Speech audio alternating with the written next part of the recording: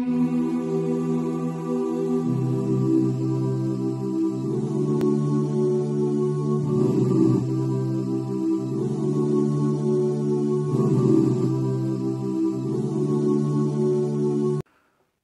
walhamdulillah, wassalatu wassalamu ala rasulillah.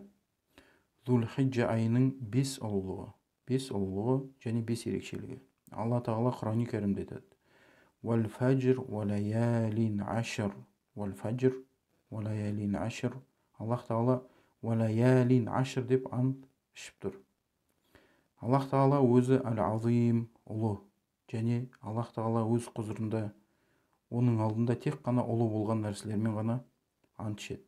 Ва лаялин ашрды салаф солихтар және ғұламалар осы Зулхиджа айының 10 күні деп айтқан. 10 күні деп айтқан. Сондықтан біз түсінеміз, бұл 10 күн Аллах Тағала ант ішіп тұр. Аллахтың құзырындағы ұлы күндер, қадірі жоғары, дәрежесі жоғары күндер. Сондықтан біз түсінеміз, осы күндердің Аллахтың алдындағы қандай құны, дәрежесі бар екен. Екіншіден, бұл белгілі күндер. Белгілі күндер. Аллах Тағала Құранда айтады: "Уайзкур смуллахи фи айями ма'лумат". Олар дейді, Алланың атын дейді, есімін зікір ету үшін дейді, фи айями ма'лумат, белгілі күндер дейді. Яғни құрбандық шалатын күні. Ала ма разағахум мин бахиматил ан'ам. Біз оларға ризықтандырған дейді. Біз оларды ризықтандырған мин бахиматил ан'ам, төл түрлерінен дейді. Төл түрлерінен дейді. Ол түйе, сиыр және қой. Факулу минха, одан жеңдер дейді. Ватаиму, және тамақтандырыңдар дейді. Әл-байсал фақир, өте кедейлерді дейді. Кедей адамдар дейді. Яғни құрбандық шалғаннан кейін оның тамағынан, етінен жеңдер және кедейлерді тамақтандырыңдар дейді. Үшіншіден, бұл пайғамбар саллаллаху алейхи уассалам куәлік берген күндер. Куәлік берген күндер. Пайғамбар саллаллаху хадистен: "Ма мин айям ал-амалу салиху фиха ахаббу илаллах". Қандай да бір күндер болмаса дейді, салихалы амалдар дейді, фиха ахаббу илаллах, сол күндері дейді, ең сүйкімді дейді, мин хадигил айям, осы күндері дейді.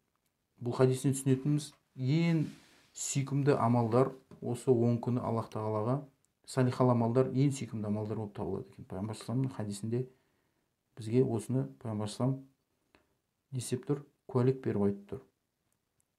Төртіншіден, бұл Зулхиджа айының 10 күні, 9 күні Арафат болады. Арафат тауында тұру құлшылығы. Бұл қажылықтың рукыны. Яғни Арафатта тұрмаса, қажылар не істейді?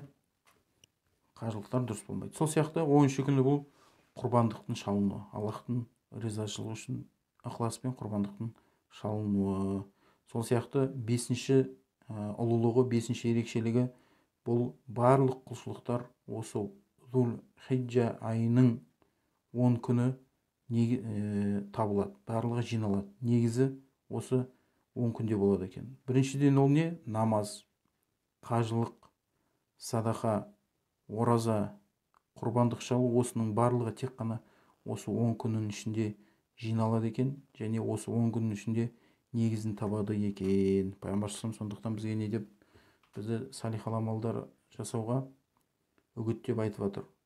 Қандай да салихалы амалдар болса дейді, осы 10 күні ең сүйкімді дейді Аллах Тағалаға. Аллаху тағала алам.